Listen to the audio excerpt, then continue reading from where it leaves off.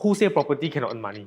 Who say property cannot capital appreciate? Who say property cannot get positive rental? Hi guys, my name is Dylan. Hi, my name is Stephanie. And today we are at a new place and it's a long overdue podcast. We want to set like a schedule after we reviewed few condos and everything, right? Or there are some events that happen worldwide or in Malaysia, right? Then we want to do a podcast to just summarize things up. So first things first, I personally have a live event in a way. Okay. My condo, Laurel, is being offered 530,000. Potentially, the buyer wants to buy. For context purposes, I bought it net is around 360 plus. And currently, my rental is around 2530. My installment is around 1,007. My maintenance fee is 150. And then my cukai, all this per month, if you divide by 12, right, it's around 40 to 60 ringgit. So it's actually a very no-brainer thing. As in, if I hold this property till it's fully paid off, I also earn. I take profit now, I also earn. And that also shows one thing: who say property cannot earn money? Who say property cannot capital appreciate? Who say property cannot get positive rental? Yeah. In fact, my property here, I have both capital appreciation and rental is positive cash flow. So back to the point is, do you think I should sell? For me, I definitely would sell because the profit if net it will be around maybe 120 or 30,000. For me, I'll sell because it's a very good price considering the size of the unit and the price that you bought at. So it's like you bought at 300 plus thousand, then you within 1 year of VP you earn about 120,000. It's no brainer for me. So I'll just take the cash. I don't know what I'll do with it, but I'll just invest in hold cash for the time being, or just invest in the stock market, or just hold cash and keep an eye out on another better investment. Yeah, better investment. Okay, but here is the catch. Because currently most of the owners in Laurel, right, mine is the fastest I signed on 2022, 1st of January or 2nd of January, something like that. So I still have RPGT of 4 years, as in I'm in the 4th year. So I am subjected to a 20% tax. So if I take 530 minus 360, you plus all the progressive, if you want to plus, and renovation, all this, right? That is, the amount I'll be getting is hovering around 110 to 120-ish. That is the net price that I'm getting. Of course, if it's gross, they will be higher.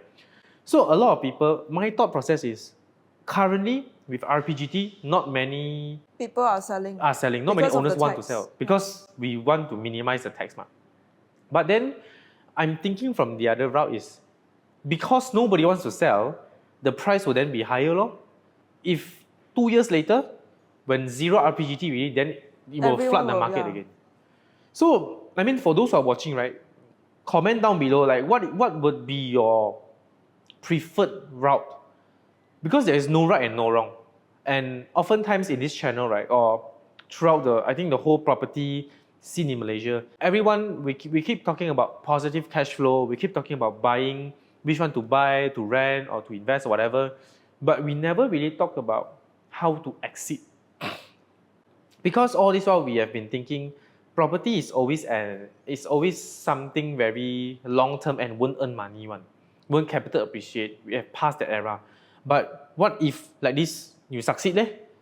We never really thought about it, So this is, I'm not a guru or I'm not a professional, I'm not a pro in property just yet. I am learning with every one of you all who is watching, together, we are learning together.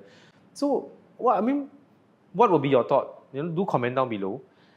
For me, I think it's a no-brainer to hold as well because every month, after deducting my rental, all these things, my installment, I still get positive. So I hold 10 years, 15 years, that I sell, my profit maybe even more. So that is the thought process. And if you're saying you hold cash, right, but there is one more experienced viewer, I texted him, I asked for his opinion, then he said, what do you want to hold the cash for? What do you want to invest? Because right, for me, I think a deal like this is very hard to come by, whereby you have to calculate the percentage of the gain also. Because okay. this is such a small unit, right? By right, it's very hard to even earn any profit by right. Yeah. But the fact that it earned you 100K, I feel like this kind of deal is just very hard to come by. So I'll just sell it off, and one less property to manage also for me, because I always feel like property is a hassle for me. So the profit is, I'm happy with the amount, and there's a deal, the buyer is willing, so just sell it off. Yeah. And I don't care about the RPGT because it's just a very small part of the money, considering if, let's say, next time no more RPGT already, how the units will flood the market, right? Then the buyers will be the potential buyers will be very nitpicking on the price and all that. Then they will compare this, compare that. But for now, there's only 3 units selling out. And, it's very limited to them in terms of the choices. So it's either they take it or leave it. Yeah. So I feel like this is the kind of decision-making environment that I favor the most. Like, as in, the buyer has very limited choice. You either take it or leave it. I love selling things like this. so it's like more like a seller's market rather than buy. Because all this while in property, we have always been in a buyer's market for quite some time already. So yeah, that is one thing that I every time when I'm just emptying my mind, right, this question popped up, like, should I sell? Should I really sell? Because positive for so I don't know, man. There's no right and wrong. Yeah, there's no right and wrong. Then I also kept thinking, if I get the profit and I invest or put into my other properties to lower the interest rate, is it better, or invest back in your business? Is it better, or put in EPF? Is it better? Putting it in EPF is definitely better. Yeah, around 5.5. Because then you'll be able to withdraw it to buy a house later, or you just keep it there to earn dividend of up to 5%. Yeah. Nowadays. But then it's going to be locked. It's going to be locked for around. That's 55. the whole point of EPF, ma. But if you say it's extra cash, then why not? Because just like the stock market, right? These days, right before yesterday's winning streak, I would say, okay. I actually exited all the positions because I saw some gains and I didn't want to play in this kind of very, very rocky volatile situation. Yeah, very volatile market. So I just exited all my positions. Hey, must say not a financial advice first. Huh? This is not this is not a financial advice. This is just my personal philosophy when it comes to investing in property and also stock market. Yeah. So then yesterday he told me that, this particular stock gained 10%. Then the S&P also gained what? I think 1%. 1% plus or what? But for me, I don't really have any feelings on that because I exited early, because I earn what I have already. So I'm happy with my returns and I'm just holding cash now. So I'm waiting for the next dip, then I go in. Then I earn another return that I'm happy with. So, there's always more returns. Yeah. But it depends whether you want to bet or not. Yeah. It's more like betting, especially in this volatile market, right? Yeah. And last time, I believe you all may have listened to other podcasts or some other big influencers or entrepreneurs, okay? They say, invest while you are young, 10 years, 20 years down the road. This is like so cliche, Then when last time, I think Trump, don't know, something happened to him. I can't remember what's the event really. Not COVID, just recently only. The price was cut, S&P cut by, dropped a lot. I think 10% plus. Or what, 5-6%, a lot one. All my shares are down 20% plus. Then that was when I realized, wow, it's such a stupid way of investing to invest in long term. I think it is relevant to last time because there isn't a maniac leading the country. No? And it's not so volatile out there. The inflation you can really rate. Study the market based on the theory, history and all that. The history patterns and whatnot. But nowadays, when you have a person like this leading the country and the stock market is, moving the world stock market, I feel like you can't really base it on the theory or whatever you have learned. Technical analysis or what? I would say technical analysis is more useful in this term, in this sort of situation, because it seems like when the market flies a bit, then he will do something for sure to make the market dip. Then it will fly again, then it will dip again. So this is, I think, the pattern of him leading the country and manipulating the stock market. I mean, I'm not trying to accuse or anything, but yeah. You know, the funny thing is, you say about technical analysis, right? My friend, who is very into technical analysis, he told me the time the stock was quite down, 20-30%, even Bitcoin, I trust ETF or whatever, right? I texted him and said, wow, jialat lo, this time all the Bitcoin all down a lot. Then he was like, yeah, I study technical analysis a lot. He said it's going to be down for around at least 1 or 2 years.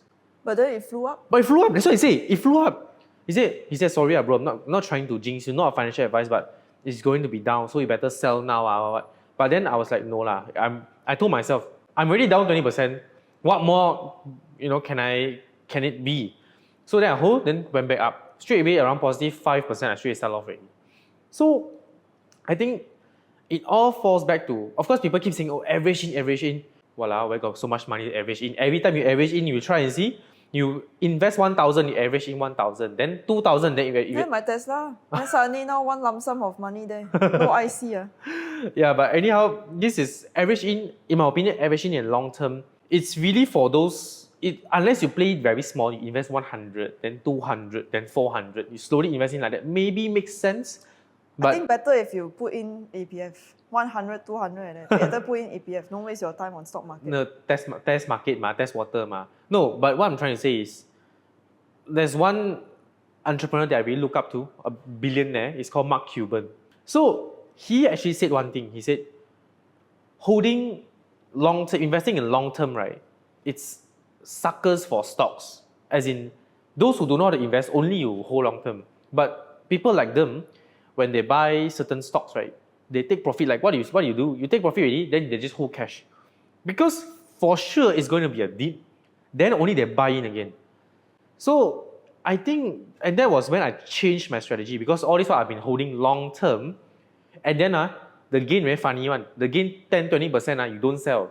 Then after that, suddenly you drop back to zero again. It's like, walao, I wasted so much of my time doing that. So I don't believe in long-term holding now, and I believe if I earn 1-2%, I'm satisfied with the amount I sell. But for property, I don't know yet lah. For property, need to contemplate and think more. To me, it's the same lah. Yeah, it's the same, but then because stock market, we are not really like super well versed, ma. So that is one thing. And you don't have to be well versed in everything, right?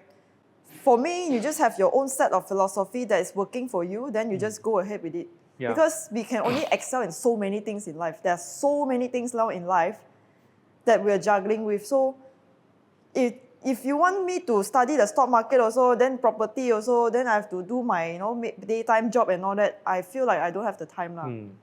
I think maybe from your philosophy, it's more like we should give chance to others, like, as in like you don't need to excel in everything. But if you're satisfied with it, you don't have to be perfect. Yeah, you don't have to be perfect. And one more thing that I want to talk about property is, just now my scenario is I earn money. Like capital appreciate, my rental also appreciate. But now one of my close friend, he told us that my property going to get his key soon. He wanted to invest in that area, but his installment is around 3,000-ish. Okay, and we reviewed that area or condo before, but I don't want to mention which one lah. Okay, you all sendiri guess lah. The rental is not as high as expected, and a lot of people are complaining or whatnot. So then he asked me, what should I do? So in this scenario, which is quite common in Malaysia, the rental is being promised so high, but then the monthly installment, in the reality, it's not. So I told him there are a few choices. If you sell now, you confirm lose money. Why you want to do that? So then most of the time, people will rent lor. Then when they rent, I said there are few choices. You either go for Airbnb, you either do room rental, which is very popular in that area, or you just bleed per month by renting the whole unit. It's a 3 to 4 room. I would say it's a 3 to 4 room. How much does he have to bleed if he rents out whole unit instead of room rental? Okay, when a new condo is being VP'd, right, I think at least around 3 to 400 ringgit is the minimum. Just installment, belum tambah the maintenance fee yet. So you add on, it's like maybe 600-700 ringgit. Like me, It's around that. It's around that situation. It's better than I thought though for the area. But it's a leasehold. Oh. It's a leasehold, and that area it's banking on a lot of Future development. And a lot of private future development. Yeah, I should say that private future. There is no government, thing over there. It's just pure private. So but if you say development also, it's like a lot of condos, but not much like developmental elements that can boost the area by value also. Yeah, I think in an area you want to boost it up, you need to have proper township planning, like offices and shopping mall, hotels, all these commercial. And I think commercial is like super damn important. Now that I looked at it, once you have a bustling commercial, right, most of the time your condo, however expensive it is, right, people will want to rent. You see how Pavilion Mall in Bukit Bintang is like they position themselves as higher end than KLCC, right? Rather than a touristy location, but it's I'm more atas. So straight away when they come out and do property, straight away they set the price of the area already. Yeah, and the funny thing is, people be like, oh, Pavilion or the one listen to the name, I know confirm can buy one, confirm okay one. So it's the kind of branding that they set.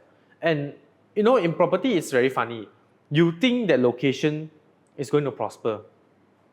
But the fact is, most people who are in KL, they don't really buy property. Like you're from KL, right? You don't really buy property here that much.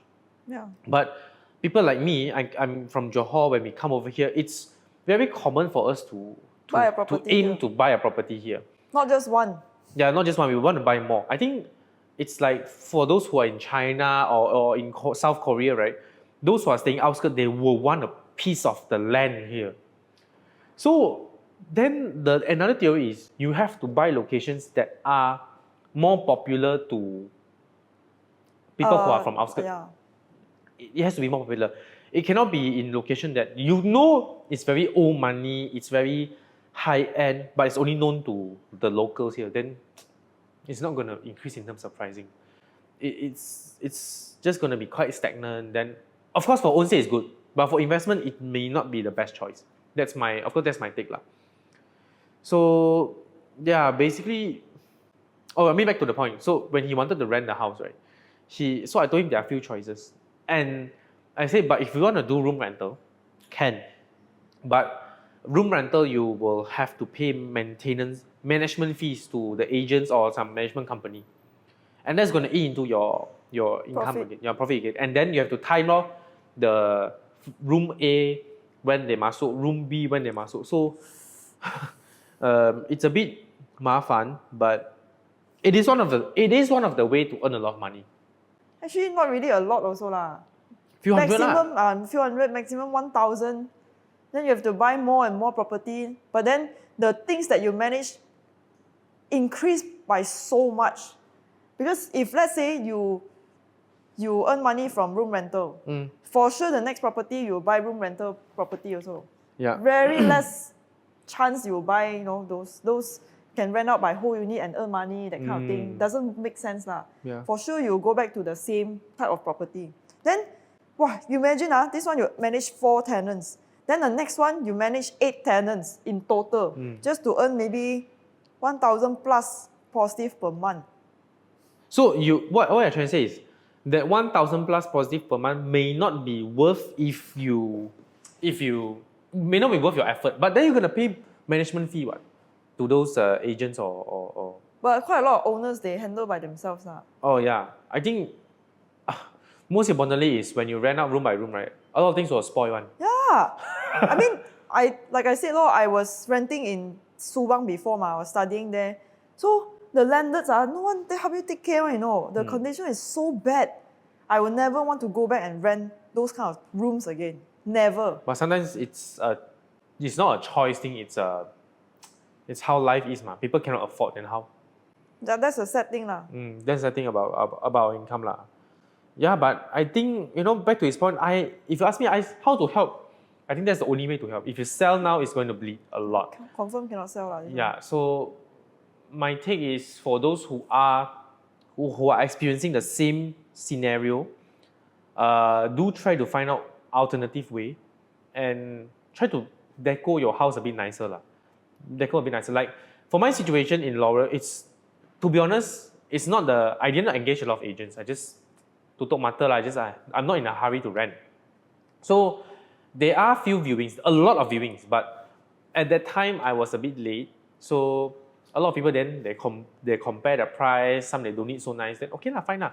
So then I sort of lowered the price, and somehow it's within 12 hours time. I just lowered to 2530-ish lah. Within 12 hours straight away, pop, gao tim. From 26, I wanted 26. Straight away, pop. Within 12 hours, gao tim. So what I'm trying to say is, if you deco up your house nicer, it can increase the rental if your timing is right, or it's going to be very fast. Very fast you can rent out, then you bleed lesser. So I think that's the only way to salvage this scenario lah. But I feel like the foreigners who come to Malaysia and rent a place, right? Their mindset is more like, I want to find a bargain. I'm not willing to pay extra. Because I feel like when they're overseas, they have a very different mindset. They will compromise on the price and for the looks. Like they're willing to pay more for, let's say, if I do up the house very nicely, they will pay more. But then in Malaysia, it isn't the case. People come with a bit like a cheapskate mindset, because Malaysia is known for cheap. No, cheap, and we have a lot of supply. Yeah. So they know, so they have the upper hand. They feel that they have the upper hand. So that's why they say, oh, I go for others, it's the same thing. Last time, no lah. That's why if you back in Singapore, right? People, you rent a lousy damn room, right? It's gonna be like 700-800. Sing is the cheapest really. Easily in town area is 1,200 for one room. 1,000 Sing dollar, and people are not complaining. So that's why it's about the stereotype. I think it's about stereotype, one thing. Second thing is, we as owners, right, of properties in Malaysia, we have to guard the price. Don't be so kanchiong. In Laurel, right, when I saw a lot of owners, they're so damn kanchiong, I cannot tahan. The base price is going to be 2.4, 2.3, 2.4. But because they kanchiong, 1 week cannot rent out, they kanchiong, they reduce by 2 to 2.2. Why so kanchiong? For what? This is like, what kanchiong? So kanchiong, they are too kanchiong already. Then you don't disrupt the price. You disrupt the price, you're not like gatekeeping the price, and that results in the rental to keep getting low ball because people know you can nego, like Pasar Malam. That's why places like the estate, in Bangsar South, all that, right? When the community is very strong, the community is very strong now. Okay? Their rental won't go down because no one is panicking. Yeah. They have loads of money to play with you. Okay, you don't want? Next. Next, yeah. Because like next. Oh, the price tak ngam. Next. Yeah. Even for selling also. Yeah. So it's not my problem that you cannot meet my price. It's your problem. So they have that kind of mindset, which is not, their market is very good there. So it's constantly appreciating, because we're actually aiming for that.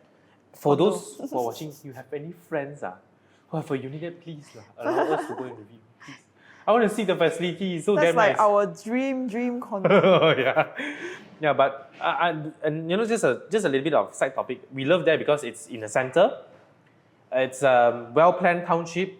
You have greeneries, you have LRT, all these things. Everything can count in within that area.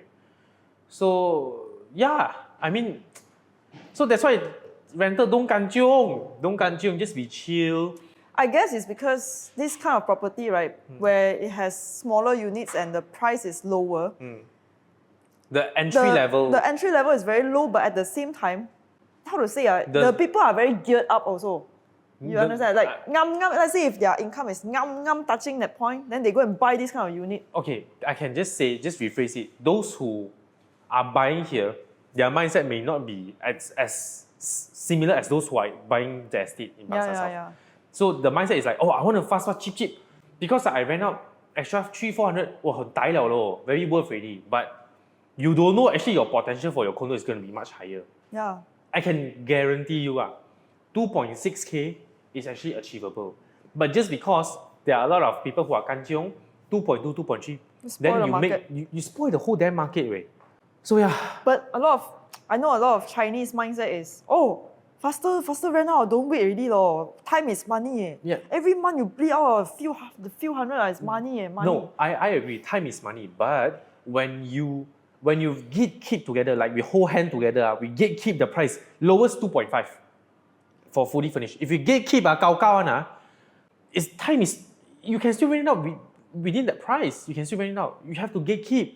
That's why you say you agree with the. That's why a lot of people agree. That's why they spoil the market. Yeah, lor. That's why I don't agree because like mine, I gatekeep. I gatekeep. I don't lower the price. Even when my tenant wants to renew, I say no, cannot. No. What I'm trying to say is, I agree with that. Like time is money. I know, but then it's the same thing. If you tell yourself, if let's say 10 of us will buy, 10 of us say no, lowest is 2.5. Then it's the same thing. Then if you want, you buy lah. But I know for sure a lot of people want Laurel one because the location is a bit more cozy, more own stage, that kind of feeling. So it's the same thing. It's just the mentality thing, in my opinion, and that's a bit shame. That's a shame. 1-200 difference only, you know. Yeah, it's a shame. And those foreigners will come and nego with us. 1-200 ringgit, you know, what is that to them? Sing dollar is around 30 Sing. 30 Sing. Joke USD is around 20 plus USD. Really joke. Come on. Then those coming from Japan, South Korea, China, their properties there are way more expensive. They are way more expensive. So that 1-200 ringgit confirm doesn't make a difference. No, and the funny thing is, I was offered 2.6 initially. Okay, one. The fella from South Korea, she even offered, I pay one lump sum. 1 year, one lump sum. Then what happened? Asked me to change the fridge and the smart door lock. So I agreed on one thing only. Then she didn't want it lah. Well, I agreed on a smart door lock, but I don't want to change the fridge. Yeah, because that's how I want to set things. So what I'm trying to say is they can afford one. So don't try to lowball yourself lah. Don't slap yourself lah. Yeah, that's what I'm trying to say lah. I guess with that, what's the topic of this series lah? How should I put? Profit. Who say Malaysian property cannot earn 100K? Okay. Who say Malaysian property cannot earn 100K? Huh? Who say KL property cannot buy already? Still can buy one, okay? Yeah, I think with that actually sums up the life event that I'm going through. And yeah, do comment down below if you have anything you want us to discuss. And I think we should do the next episode, right? We should do, after reviewing around 10 plus condo, not a lot lah, 10 plus condo, what is our take? Like, what should people see when buying a house or something? So I think with that, thank you so much for watching this episode. Do like, share and subscribe and comment down below if you think that this behind one is very nice. You're all decorated. You mean the background? The background, yeah, the background. Okay, do like, share and subscribe. And thank you so much for watching as well. So I'll see you next video. Bye.